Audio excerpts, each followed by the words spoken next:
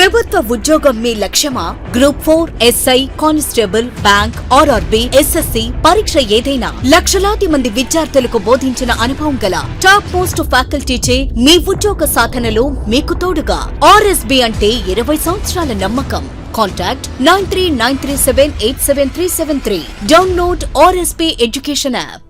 Hi friends, RRB నుండి దాదాపుగా 5 సంవత్సరాల తర్వాత వచ్చిన notifications ALP technician, RPF, SI, constable, త్వరలోనే ఎన్టీపీసీ గ్రూప్ డికి సంబంధించిన నోటిఫికేషన్ కూడా రాబోతున్నాయి. ఎంతోమంది విద్యార్థులకి రైల్వేలో ఉద్యోగం సాధించాలనే ఒక కళ. బట్ ఆ కళని కొంతమంది నిజం చేసుకుంటారు. మరి మీరు కూడా ఆ కళని నిజం చేసుకోవాలంటే మీ విజయానికి 3 మెట్లు అవేంటన్నది ఈ వీడియోలో మీకు డిస్కస్ చేయబోతున్నాను.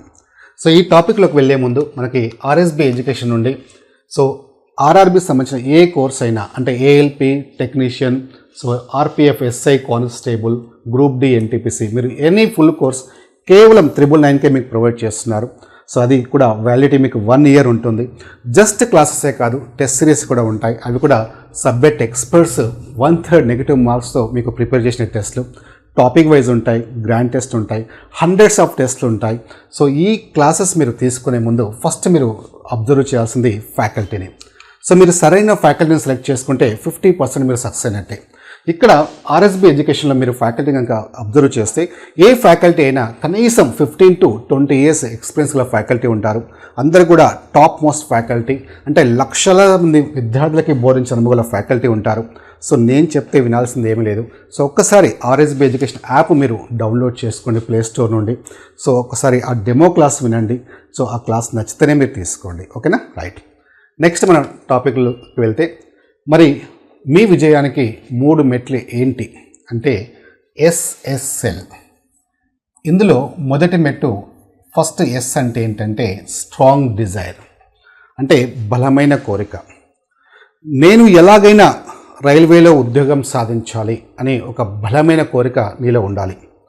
సో ఎప్పుడైతే ఆ బలమైన కోరిక ఉంటుందో ఖచ్చితంగా నీ ఏవైతే లక్ష్యాన్ని చేరుకోవాలనుకుంటావో ఆ లక్ష్యం ఖచ్చితంగా చేరుకోగలుగుతావు. అయితే ఈ లక్ష్య సాధన క్రమంలో మనకి ఖచ్చితంగా ఈ తాత్కాలిక ఆనందాలను త్యాగం చేయాల్సి ఉంటుంది. అలాగే నీ శత్రువుని దగ్గరికి ఎట్టి పరిస్థితిలో రానివ్వద్దు. యాక్చువల్గా శత్రువు అంటే ఎవరో తెలుసా? నీలో ఉండే శత్రువే, నీలోనే ఉన్నాడు. ఆ శత్రువు ఎవరో కాదు, నీలో కలిగే నెగిటివ్ ఆలోచనలు ఎట్టి పరిస్థితిలో నీ దగ్గరికి రానివ్వకు. సో నెగిటివ్ ఆలోచనలు అంటే ఏమొస్తాయి మనకి? జనరల్గా మనకి ఫర్ ఎగ్జాంపుల్ మీరు ఆ ఎగ్జామ్ రాయాలనుకుంటున్నారు. ఆ ఎగ్జామ్కి లక్షలాది మంది పోటీ పడుతున్నారంట, నాకేమొస్తుంది? లేదు, నేను నాన్ మ్యాథ్స్ స్టూడెంట్ని, సో నాకు మ్యాథ్స్ రాదు, నాకేమొస్తుంది? లేదు, చాలా సిలబస్ ఉంటుందట, నేను చదవగలుగుతానో లేదో? సో నేను యావరేజ్ స్టూడెంట్ని, సో నేను గవర్నమెంట్ జాబ్ సాధిస్తానో లేదో? లేదు, మా ఫ్రెండ్ 10 times రాసిందంట, వాడికే రాలేదు, నాకేమొస్తుంది? లేదు, నేను హౌస్ వైఫ్ని, లేదా నేను ప్రైవేట్ జాబ్ చేస్తున్నాను, సో నా దగ్గర టైం లేదు, సో ఉన్న తక్కువ టైంలో నేను ఏం ప్రిపేర్ అవుతాను, నేను ఏం సాధించగలుగుతాను? ఇలా మనకి చాలా నెగిటివ్ ఆలోచనలు వస్తుంటాయి. సో ఎట్టి పరిస్థితుల్లో ఆ నెగిటివ్ ఆలోచనలు నువ్వు రానివద్దు. నెక్స్ట్ ఏంటంటే మనకి ప్రతికూల ఆలోచనలను నువ్వు అనుకూలంగా మార్చుకోవాల్సి ఉంటుంది. అంటే ప్రతికూల పరిస్థితులు ఏవైతే ఉంటాయో వాటిని నువ్వు అనుకూలంగా మార్చుకోవాలి. ప్రతికూల పరిస్థితులు అంటే మన ఫ్యామిలీ పరిస్థితులే కావచ్చు, మన బాధ్యతలే కావచ్చు. నువ్వు జాబ్ చేస్తున్నావు, ప్రైవేట్ జాబ్ చేస్తున్నావు, కష్టపడుతున్నావు. సో నేను జాబ్ చేస్తున్నాను, నాకు టైం లేదు. నేను హౌస్ వైఫ్ని, నాకు టైం లేదు. నాకు ఫైనాన్షియల్ పొజిషన్ బాగలేదు. సో ఇలాంటివి ఏవైతే ఉన్నాయో మన ప్రతికూల పరిస్థితులు, ఖచ్చితంగా అవి నువ్వు అనుకూలంగా మార్చుకోవాలి. ఎవరికి టైం ఉండదు, సమస్యలు లేని వాళ్ళు ఎవరు ఉండరు. ఎవరికి ఉంది చెప్పండి టైం? నరేంద్ర మోడీకి ఉందా? ఎవరికి ఉంది? ఎవరికి టైం లేదు, అందరూ బిజీ పర్సన్సే. ఓకే, సో ఆ టైంని మనం అనుకూలంగా మార్చుకోవాలి. ఆ ప్రతికూల పరిస్థితులని మనం అనుకూలంగా మార్చుకోవాలి. ఓకేనా? సో ఫస్ట్ నువ్వు డెవలప్ చేసుకోవాల్సింది ఏంటంటే, మొదటి మెట్టు ఏంటంటే మెంటల్గా స్ట్రాంగ్ ఉండాలి.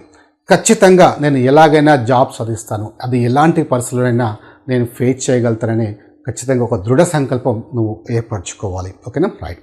ఇంకా విజయానికి రెండో మెట్టు ఏంటంటే, ఇది చాలా ఇంపార్టెంట్, స్టడీ. సో ఎస్ఎస్ఎల్లో మనకి రెండో మెట్టు ఏంటంటే స్టడీ.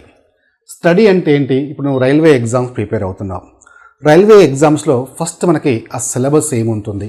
సో మనకి మీరు ఏ ఎగ్జామ్ అయినా తీసుకోండి, అది ALP technician, RPF, NTPC, group D, జనరల్గా ఈ సబ్జెక్ట్సే ఉంటాయి. అవి ఏంటంటే reasoning, maths, general awareness. First ఆ సబ్జెక్ట్ని కంప్లీట్గా స్టడీ చేయండి. అంటే మీరు ఒక్కసారి ఆ సబ్జెక్ట్లోకి వెళ్ళే ముందు అసలు మీరు ఏ ఎగ్జామ్ అయితే రాయాలనుకుంటున్నారో ఆ ఎగ్జామ్ సంబంధించిన ప్రీవియస్ పేపర్స్, అంటే గతంలో జరిగిన ఎగ్జామ్ పేపర్స్ని ఒకసారి స్టడీ చేయండి. అంటే ఆ క్వశ్చన్స్ ఎలా వస్తున్నాయి, ఆ స్టాండర్డ్ ఎలా ఉంది, నేను ఎలా ప్రిపేర్ కావాలనేది నీకు తెలుస్తుంది. ఓకేనా, రైట్. అలాగే ఫర్ ఎగ్జాంపుల్ మీరు ఏ ఎగ్జామ్ అయినా తీసుకోండి, జనరల్గా మనకి ఈ కట్ ఆఫ్ మార్క్స్ అంటే క్వాలిఫైయింగ్ ప్రిలిమినరీ ఎగ్జామ్ తీసుకుంటే, స్టేజ్ 1 ఎగ్జామ్ తీసుకుంటే 60 to 70% మధ్యలో ఉంటుంది. జనరల్గా ప్లస్ ఆర్ మైనస్ ఉంటుంది, పేపర్ స్టాండర్డ్ బట్టి మారుతుంది అది. సో బట్ జనరల్గా 60 to 70% ఉంటుంది కట్ ఆఫ్ మార్క్స్. అంటే ఫర్ ఎగ్జాంపుల్ మనకు ఏఎల్పి టెక్నీషియన్ ఎగ్జాము 100 మార్క్స్ ఉందనుకోండి, అంటే నువ్వు 60+ ఆర్ 60 to 70 మధ్యలో తెచ్చుకుంటే ఖచ్చితంగా క్వాలిఫై అవుతావు. అంటే లేదు sir last time cut off marks 50 ఉంది, అది కాదు నేను చెప్పేది. లాస్ట్ టైం ఉందా నెక్స్ట్ ఉంటుంది కాదు, యావరేజ్ 60 to 70 ఉంటుంది. ఆ పేపర్ని బట్టి ప్లస్ ఆర్ మైనస్ అవుతూ ఉంటుంది. ఫర్ ఎగ్జాంపుల్ ఆర్పిఎఫ్ ఎగ్జామ్ తీసుకోండి, ఎస్ఐ కానిస్టేబుల్ ఎగ్జామ్ 120 మార్క్స్కి మనకి 60% అంటే మనకి 70 to 80 మార్క్స్ మధ్యలో మనము స్కోర్ చేయాల్సి ఉంటుంది. అంటే నువ్వు మైండ్లో పెట్టుకోవాల్సింది 100 మార్క్స్ కాదు, నువ్వు క్వాలిఫై కావాలంటే ఎన్ని మార్క్స్ తెచ్చుకోవాలి అంటే 60 to 70 మార్క్స్ తెచ్చుకోవాలి. సో ఫస్ట్ దాన్ని కంప్లీట్గా స్టడీ చేయండి. అంటే రీజనింగ్లో ఏమి టాపిక్స్ ఉన్నాయి, అలాగే మ్యాథ్స్లో ఏమి ఉన్నాయి, జనరల్ అవేర్నెస్ అంటే అన్నీ వస్తాయి, history, geography, polity, economy, science, physics, chemistry, biology, ఇలా అన్ని సబ్జెక్ట్స్ వస్తాయి. సో ఇవన్నీ ఒకసారి స్టడీ చేయండి, కంప్లీట్గా స్టడీ చేయండి, సిలబస్ ఏముందని స్టడీ చేయండి. సో స్టడీ చేసిన తర్వాత సబ్జెక్ట్ వైజ్ మీరు ఏవైతే టాపిక్స్ ఉన్నాయో సపరేట్ చేసుకోండి. అంటే దాన్ని 3 పార్ట్స్గా డివైడ్ చేసుకోండి. సో జనరల్గా ఏ సబ్జెక్ట్లో అయినా మనకి ఈ టాపిక్స్ కూడా ఎలా ఉంటాయి, కొన్ని మనకి ఈజీ టాపిక్స్ ఉంటాయి, కొన్ని కొంచెం మోడరేట్ టాపిక్స్ ఉంటాయి, కొన్ని కొంచెం అడ్వాన్స్ టాపిక్స్ ఉంటాయి. అవి నువ్వు డివైడ్ చేసుకోవాలి. సో ఫర్ ఎగ్జాంపుల్ రీజనింగ్లో తీసుకుంటే మనకి ఒక 25 టాపిక్స్ ఉన్నాయి అనుకోండి, ఖచ్చితంగా అందులో ఒక 10 to 12 టాపిక్స్ మీకు చాలా ఈజీ టాపిక్స్ ఉంటాయి. చాలా ఈజీ అంటే మీరు పెద్దగా టైం స్పెండ్ చేయకుండానే ఖచ్చితంగా ఆ టాపిక్స్ సంబంధించిన క్వశ్చన్స్ చాలా ఈజీగా స్కోర్ చేయగలుగుతారు. సో అలాగే మ్యాథ్స్లో ఒక 20 టాపిక్స్లో ఖచ్చితంగా ఒక 10 టాపిక్స్ మనకి చాలా ఈజీ టాపిక్స్ ఉంటాయి. సో నీకు ఎలా తెలుస్తుంది ఈజీ టాపిక్స్ అవి ఏంటి అనేది ఒక్కసారి ప్రీవియస్ పేపర్ చూస్తే నీకు తెలుస్తుంది. సో ఎక్కడెక్కడ ఏ టాపిక్ నుంచి క్వశ్చన్స్ ఎలా అడుగుతున్నారు, సో ఏవి ఈజీ క్వశ్చన్స్, ఏవి కొంచెం మనకు డిఫికల్ట్గా ఉంటాయి అనేది నీకు క్లారిటీ వచ్చేస్తుంది. సో అలా మనకి జనరల్ అవేర్నెస్ అనుకోండి, స్టాటిక్ జీకే అంటే మనకి స్టాటిక్ జీకే నుంచి కూడా ఖచ్చితంగా కొన్ని క్వశ్చన్స్ ఇస్తారు. అంటే క్యాపిటల్స్ ఏంటి, కరెన్సీస్ ఏంటి, so arts, cultures, festivals, so ఇలాంటివి సంబంధించిన క్వశ్చన్స్ ఉంటాయి. సో ఫస్ట్ నువ్వు వాటిని చూస్ చేసుకోవాలి, ఏవి ఈజీ టాపిక్స్ నీకు ఐడియా రావాలి. సో ఏవి ఈజీ టాపిక్స్ అని చూసుకున్న తర్వాత సో అన్నిట్లో నుంచి ఆల్ సబ్జెక్ట్స్ నుంచి ఫస్ట్ వాటి మీదనే ఫోకస్ చేయి. తర్వాత కొంచెం మీడియం లెవెల్ టాపిక్స్ ఉంటాయి, సో దానికి సంబంధించి మీడియం ఫోకస్ చేయి. ఆ తర్వాత ఏవైతే కొంచెం అడ్వాన్స్ లేదా డిఫికల్ట్గా అనిపిస్తాయో సో వాటి మీద ఫోకస్ చేయి. ఇలా డివైడ్ చేసుకొని ఫోకస్ చేయి. సో ఫోకస్ చేసి సో అట్లీస్ట్ మనం ఏవైతే చెప్పానో మనం ఈజీగా ఎట్లా మార్క్స్ మనం స్కోర్ చేయగలుగుతాం అనేది నీకు ఖచ్చితంగా ఒక క్లారిటీ వస్తుంది. ఓకేనా, రైట్. అండ్ ఇది మనం కంప్లీట్గా సెకండ్ మనకి ఎస్ఎస్ఎల్లో సెకండ్ వన్ ఏంటంటే విజయానికి రెండో మెట్టు స్టడీ. దెన్ మనకి లాస్ట్ వన్ వచ్చేసి విజయానికి మూడో మెట్టు ఏంటంటే లాటరల్ థింకింగ్. ఇది చాలా ఇంపార్టెంట్. లాటరల్ థింకింగ్ అంటే జనరల్గా మనకి ఎగ్జామినర్ ఒక క్యాండిడేట్ నుంచి ఏమి ఎక్స్పెక్ట్ చేస్తాడో తెలుసా మీకు? సో ఏమి ఎక్స్పెక్ట్ చేస్తాడు అంటే ఆ క్యాండిడేట్లో కేవలం సబ్జెక్ట్ని ఎక్స్పెక్ట్ చేస్తాడా, సబ్జెక్ట్తో పాటు ఖచ్చితంగా లాటరల్ థింకింగ్ ఎబిలిటీస్ కూడా ఎక్స్పెక్ట్ చేస్తున్నారు. మరి లాటరల్ థింకింగ్ ఎబిలిటీస్ అంటే ఏంటి అంటే క్విక్గా రెస్పాండ్ కావడం అండ్ డిఫరెంట్గా థింక్ చేయడం, స్మార్ట్గా థింక్ చేయడం. ఈ క్యాండిడేట్లో ఆ ఎబిలిటీస్ ఉన్నాయా లేదని టెస్ట్ చేస్తున్నారు, ముఖ్యంగా కాంపిటేటివ్ ఎగ్జామ్స్లో. సో మనం కనుక అవి డెవలప్ చేసుకోగలిగితే ఖచ్చితంగా మనం అందరికంటే ఎక్కువ మార్క్స్ స్కోర్ చేయగలుగుతాం. అంటే ఫర్ ఎగ్జాంపుల్ చూడండి, మనకి ఎగ్జామ్లో ఫర్ ఎగ్జాంపుల్ చెప్తున్నాను, ఫర్ ఎగ్జాంపుల్ ఇక్కడ 321 into 4 624 అనుకోండి. ఫర్ ఎగ్జాంపుల్ ఇక్కడ ఆప్షన్స్ ఇచ్చారు మనకి, ఫర్ ఎగ్జాంపుల్ చెప్తున్నాను, ఆప్షన్స్ ఇచ్చారు. ఇలా మనకి ఆప్షన్స్ ఇచ్చారు 3152. ఓకే, ఫర్ ఎగ్జాంపుల్ చూడండి. సో ఇందులో మనకి ఇది చేస్తే మీకు ఆన్సర్ వస్తుంది, అంటే ఇది చేస్తే నీకు ఆన్సర్ వస్తుందంటే ఇది మల్టిప్లై చేస్తే ఆన్సర్ వస్తుంది. కానీ వాడు ఎగ్జామినర్ ఇంటెన్షన్ ఏంటంటే నువ్వు కొంచెం స్మార్ట్గా థింక్ చేస్తున్నావా లేదని టెస్ట్ చేస్తున్నాడు. అంటే ఇది చేయడం అంత ఈజీ కాదు. అంటే ఫర్ ఎగ్జాంపుల్ ఇంకొక నెంబరే ఉందనుకోండి, ఇక్కడ అంత ఈజీ కాదు కదా మల్టిప్లై చేయడం. ఫర్ ఎగ్జాంపుల్ 4 × 1 4, అంటే మీకు లాస్ట్ యూనిట్ డిజిట్ మనకు ఖచ్చితంగా 4 ఉండాలి. ఏ ఆప్షన్లో 4 ఉందంటే సెకండ్ ఆప్షన్లో ఉంది. అంటే నేను అది చేయమనే ఉద్దేశం కాదు, అది చేస్తే జాబ్ రాదు, ఆ విషయం గుర్తుపెట్టుకో. ఓకేనా? అంటే ఇక్కడ ఆన్సర్ వస్తే జాబ్ వస్తుందని కాదు, నువ్వు స్మార్ట్గా థింక్ చేయగలిగినప్పుడే జాబ్ వస్తుంది. ఎందుకంటే టైం అనేది చాలా ఇంపార్టెంట్. మనకి ఒక క్వశ్చన్ అటెంప్ట్ చేయడానికి మీకు ఎన్ని సెకండ్స్ ఉంటుందో చూడండి ఒకసారి, 40 to 45 సెకండ్సే ఉంటుంది. మరి అంత టైంలో ఆ క్వశ్చన్ అండర్స్టాండ్ చేసుకోవడం, ఆన్సర్ చేయడం అంత ఈజీ కాదు కదా.